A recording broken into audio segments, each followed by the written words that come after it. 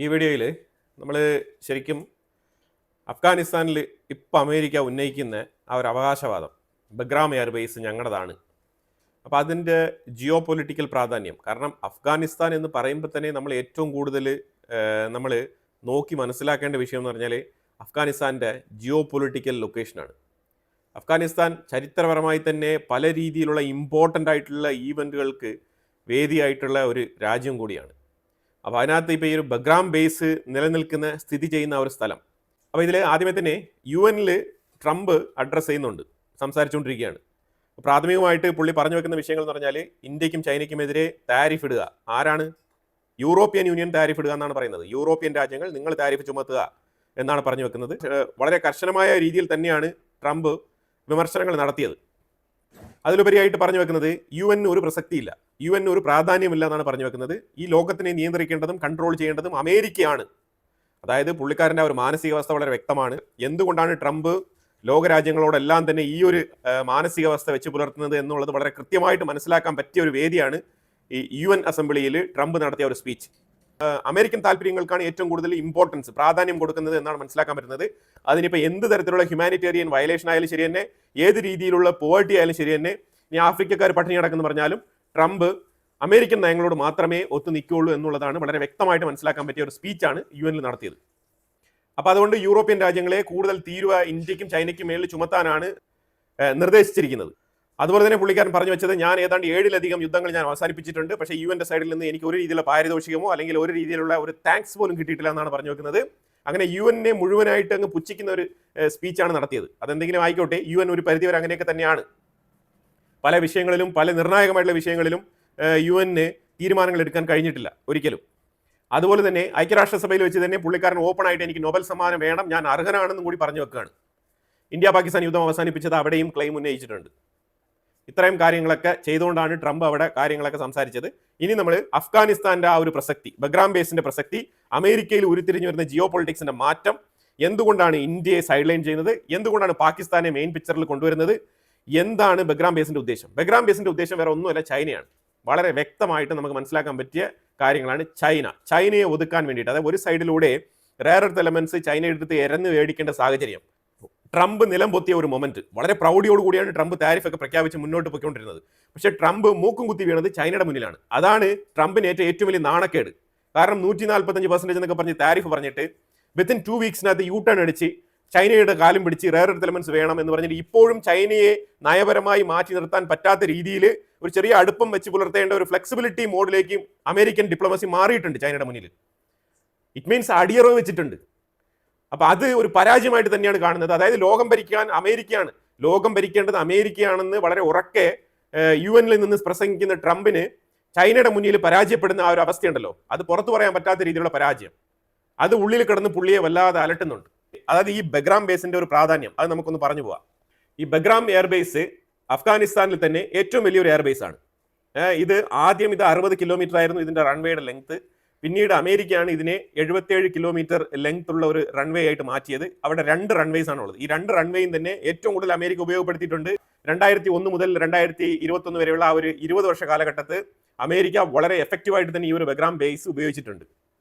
ഇനി ബഗ്രാം ബേസിന്റെ ചരിത്രം നമ്മൾ നോക്കിക്കഴിഞ്ഞാൽ, ഈ ബഗ്രാം ബേസ് ഒരു ചെറിയ ബേസ് ആയിരുന്നു. അത് ആദ്യമേ തന്നെ സോവിയറ്റ് റഷ്യ എന്ന് പറഞ്ഞ ആ ഒരു സോവിയറ്റ് റഷ്യയാണ് ഇതിനെ ഈ ഒരു അവസ്ഥയിലേക്ക് ആക്കിയെടുത്തത്. ബഗ്രാം ബേസ് എന്നുള്ള രീതിയിൽ പ്രാഥമികമായിട്ട് അവർ 1979 മുതൽ 1989 വരെ സോവിയറ്റ് ആണ് ഈ ഒരു ബഗ്രാം ബേസ് ഉപയോഗിച്ചിരുന്നത്. അപ്പൊ 89 കഴിഞ്ഞിട്ടാണ് അമേരിക്ക ഇതിന്റെ കൺട്രോൾ ഏറ്റെടുക്കുന്നത്. അമേരിക്ക ശരിക്കും ഒരു ഇന്റലിജൻസ് ഉപയോഗത്തിന് വേണ്ടിയിട്ടും. അപ്പൊ 89-90 കാലഘട്ടങ്ങളിൽ അമേരിക്ക റഷ്യയുടെ കംപ്ലീറ്റ് സെറ്റപ്പുകൾ അവിടെ നിന്ന് മാറ്റാണ്. റഷ്യയുടെ റഡാർ സിസ്റ്റം തൊട്ട് റഷ്യയുടെ കംപ്ലീറ്റ് സാമഗ്രികളും അവിടെ നിന്ന് മാറ്റിയിട്ട് 90-ന് ശേഷം കംപ്ലീറ്റ് അത് അമേരിക്കയുടെ കൺട്രോളിൽ വരികയാണ്. പക്ഷേ ശക്തമായ രീതിയിൽ അമേരിക്ക അതിനെ ഫുൾ ഫ്ലഡ്ജ് ആയിട്ട് ഉപയോഗിച്ചിരുന്നില്ല. ഈ ബഗ്രാം ബേസിന്റെ ജിയോഗ്രാഫിക്കൽ ലൊക്കേഷൻ ഒന്ന് നോക്കൂ, വളരെ പ്രാധാന്യമുള്ള ഒരു ലൊക്കേഷനാണ്. ഈ ബഗ്രാം ബേസിന്റെ വെസ്റ്റേൺ സൈഡിൽ ഇരിക്കുന്നത് ഇറാനാണ്. ഇറാൻ കഷ്ടിച്ച് 1 മണിക്കൂർ പോലും വേണ്ട, ലെസ് ദാൻ 1 അവറിൽ ഇറാനുള്ളിൽ എത്താൻ പറ്റും. ഈസ്റ്റേൺ സൈഡിൽ നോക്കിക്കഴിഞ്ഞാൽ ഇന്ത്യയുണ്ട്, പാകിസ്ഥാനും ഉണ്ട്. ഈ 2 രാജ്യങ്ങളെയും അവിടെ നിന്ന് മോണിറ്റർ ചെയ്യാം. ഇനി നോർത്തേൺ ഡയറക്ഷനിൽ നോക്കിക്കഴിഞ്ഞാൽ സോവിയറ്റുമായിട്ട് ബന്ധപ്പെട്ട രാജ്യങ്ങൾ, സോവിയറ്റ് യൂണിയൻ ആയിട്ടിരുന്ന സമയത്ത് കിർഗിസ്ഥാൻ, അത് തൊട്ട് അങ്ങോട്ട് കിർഗിസ്ഥാൻ, ഉസ്ബെക്കിസ്ഥാൻ, കസഖിസ്ഥാൻ, ആ ഏരിയയിൽ കിടക്കുന്ന ആ രാജ്യങ്ങൾ, സോവിയറ്റ് രാജ്യങ്ങൾ. നോർത്ത് ഈസ്റ്റ് ഡയറക്ഷനാണ് ചൈനയും അതുപോലെ തന്നെ റഷ്യയുടെ കുറച്ച് ഭാഗങ്ങളും കൂടെ കവർ ചെയ്യും നോർത്ത് ഈസ്റ്റ് സൈഡിൽ. അപ്പോൾ അത്രയ്ക്ക് വളരെ ഇമ്പോർട്ടൻ്റ് ആയിട്ടുള്ള ഒരു മേഖലയാണ്. ശരിക്കും ഈ മേഖലയിൽ അമേരിക്കയുടെ ഇന്റലിജൻസ് ഫെയിലിയർ ഉണ്ട്. അതാണ് വാർത്ത. Intelligence failure. ആ മേഖലയിൽ നിന്ന് ഇപ്പൊ ഇന്റലിജൻസ് കളക്ട് ചെയ്യാൻ കഴിയുന്നില്ല അമേരിക്കയ്ക്ക്. Ultimate failure. ലോകത്തിനെ തന്നെ ഞാൻ നിയന്ത്രിക്കണമെന്ന് ഐക്യരാഷ്ട്രസഭയെ തന്നെ ചവിട്ടി താഴ്ത്തിക്കൊണ്ട് അമേരിക്ക വേണം ലോകം ഭരിക്കാൻ എന്ന് യുണൈറ്റഡ് നേഷൻസിൽ തന്നെ വിളിച്ചു പറയുന്ന ഡൊണാൾഡ് ട്രംപ്, അപ്പൊ ഈ ഒരു മേഖലയിൽ ലോകത്തിന്റെ ഒരു പകുതിയോളം ഏരിയ അവർക്ക് ഇന്റലിജൻസ് ഫെയിലിയർ ഉണ്ടാകുന്നു എന്ന് പറഞ്ഞു കഴിഞ്ഞാൽ അത് ചില്ലറ കാര്യമല്ല. ആ കാര്യം മെയിനായിട്ട് ഇതിന്റെ അജണ്ടയിലുണ്ട്. അപ്പോൾ Afghanistan to Iran, Afghanistan to Russia, Afghanistan to India, Afghanistan to Pakistan, Afghanistan to Soviet region countries. അപ്പൊ അങ്ങനെ വലിയ രീതിയിലുള്ള ഒരു ചെയിൻ ഓഫ് ഇന്റലിജൻസിന്റെ കളക്ഷൻസ് അവിടെ നിന്ന് കിട്ടും. അതാണ് നമ്പർ 1.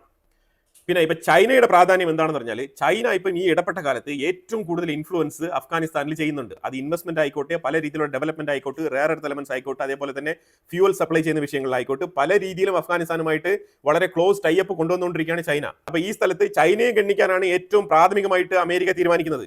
കാരണം ചൈന വീണ്ടും വീണ്ടും പവർഫുൾ ആവുകയാണ്.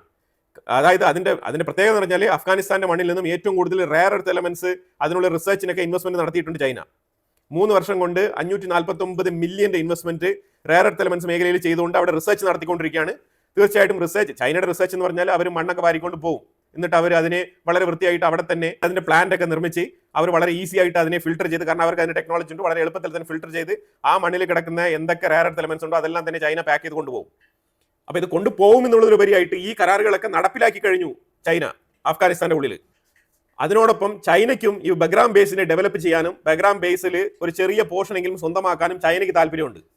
China already invested in rare earth elements ആ പ്രോജക്റ്റിൽ ഇൻവെസ്റ്റ് ചെയ്തിരിക്കുകയാണ്. അതിന്റെ കമ്പനികൾ എന്ന് പറഞ്ഞാൽ പ്രത്യേകിച്ച് 2 കമ്പനികൾ പറയുന്നുണ്ട്. CAPEIC എന്ന് പറഞ്ഞൊരു കമ്പനി റെയർ എർത്ത് എലമെന്റ്സിനോടൊപ്പം ലിഥിയം എക്സ്കാവേഷനും കൂടി അവിടെ നടത്തുന്നുണ്ട് China Xinjiang Central Asian Petroleum and Gas Co എന്നാണ് ഈ കമ്പനിയുടെ പേര്. അതിന്റെ ഷോർട്ട് ഫോം ആണ് ഈ CAPEIC എന്ന് പറയുന്നത്.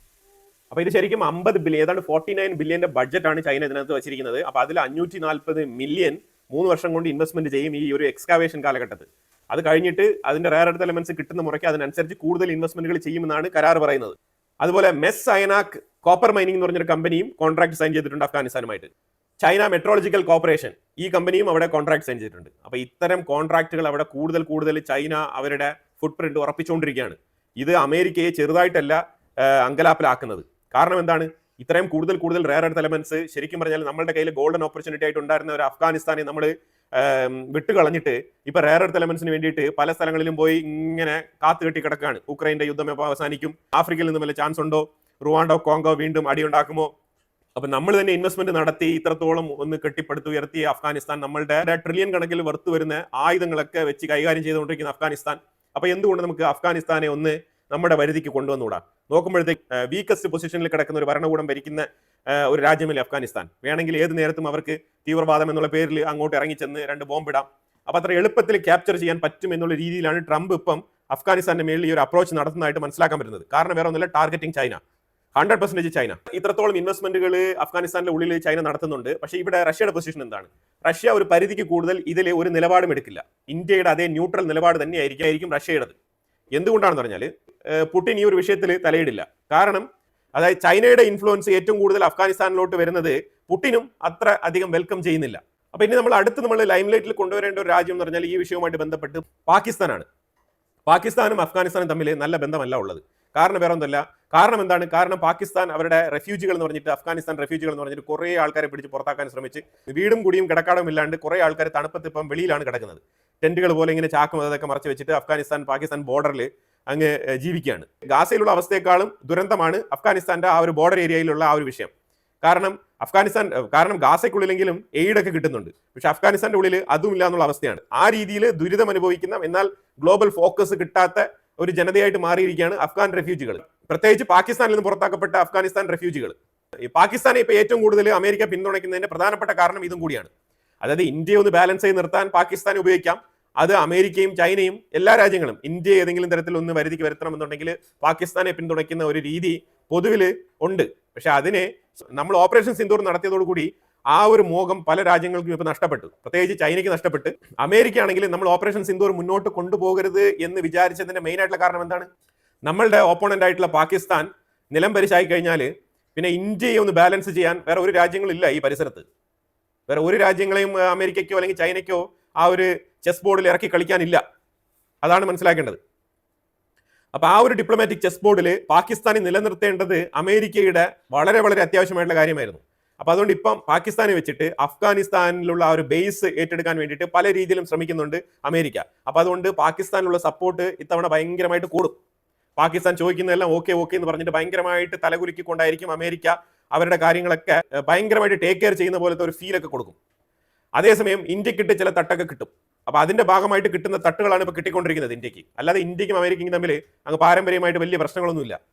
അപ്പോൾ ഇന്ത്യയെ ഒന്ന് ഡീഗ്രേഡ് ചെയ്യുന്നത് പോലെ കാണിക്കണം. ചൈനയെ ഒരു സൈഡിൽ ഇങ്ങനെ ഇഗ്നോർ ചെയ്തുകൊണ്ട് അമേരിക്കയുടെ ഡിപ്ലോമാറ്റിക് താല്പര്യങ്ങൾക്ക് ഒത്ത് പ്രവർത്തിക്കാൻ പാകിസ്ഥാനെ ഒരുക്കുകയാണ്. അങ്ങനെ കടുത്ത സമ്മർദ്ദം അഫ്ഗാനിസ്ഥാന്റെ മേലിൽ ഇട്ടിട്ട് ആ ബഗ്രാം ബേസ് എങ്ങനെയെങ്കിലും സ്വന്തമാക്കാൻ പറ്റുമോ എന്നാണ് അമേരിക്ക ശ്രമിക്കുന്നത്. പക്ഷേ ഇത് ഒരു 80% പരാജയപ്പെടാനുള്ള സാധ്യതയാണ് ഏറ്റവും കൂടുതലായിട്ട് കാണുന്നത്.